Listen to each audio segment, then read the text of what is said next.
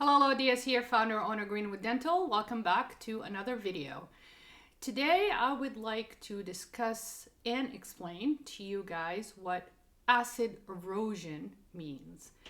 If you come in or go in for your recare appointment and you start to hear us say acid erosion, or you notice that we start asking you guys about GI, acid reflux, heartburn, or any other GI condition that's been chronically going on for some time. And the reason why is because the GI reflection, the chemistry of the GI, or the chemical balance of the GI, it will reflect itself into the saliva.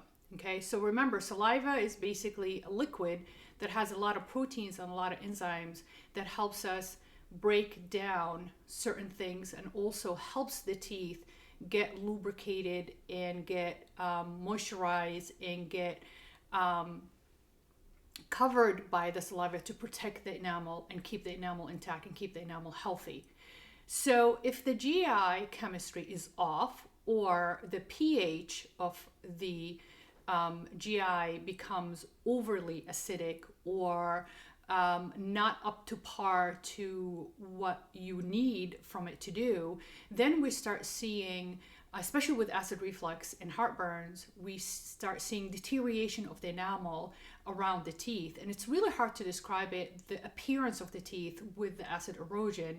It's almost like it's a very smooth piece of glass, a very transparent piece of glass, and it's outlined by a very, very thin layer of enamel, almost not even half a millimeter of enamel, even thinner than that.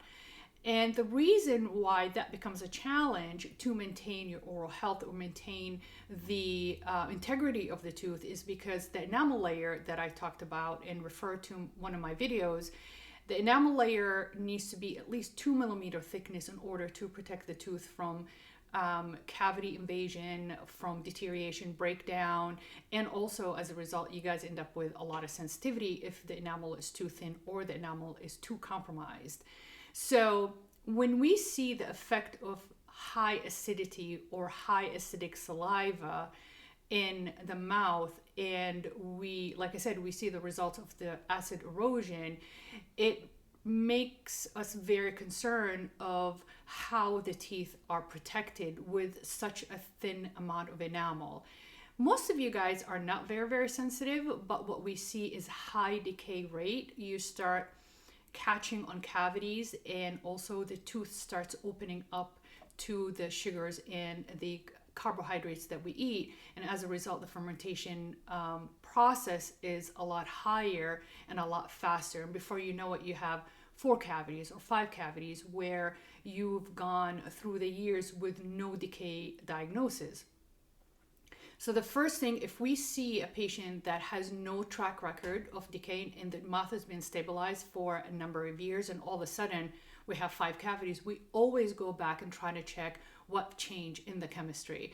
And one of the changes is we look at high acidity coming from the GI, mixing with the saliva, and as a result changing the chemistry of the saliva. And unfortunately the saliva won't be able to protect the teeth and keep the teeth intact and keep the teeth healthy and cavities free.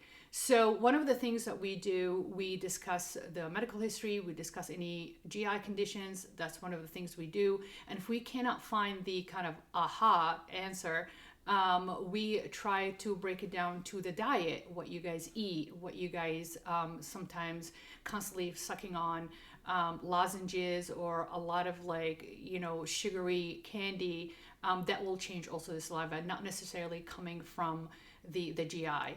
But one of the conditions that we see contributes to the acid erosion is the bulimic patients and also anorexic patients.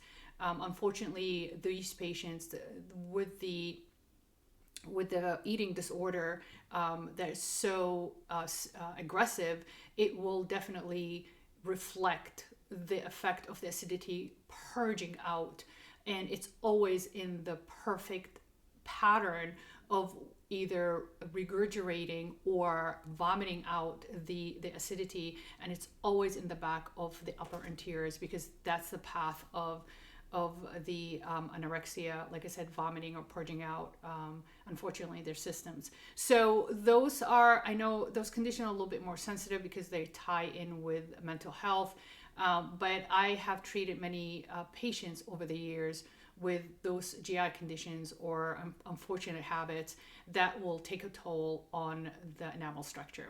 So that's it for today. I just want to clarify why we discuss acid erosion and what does that mean, and hopefully it will give to some of you some ideas or answers so you guys can make the right decisions for your oral health. So that's it for today. Thank you so much for watching. I just want to let you guys know that this will never happen without you, without your support, without your comments, without your feedback.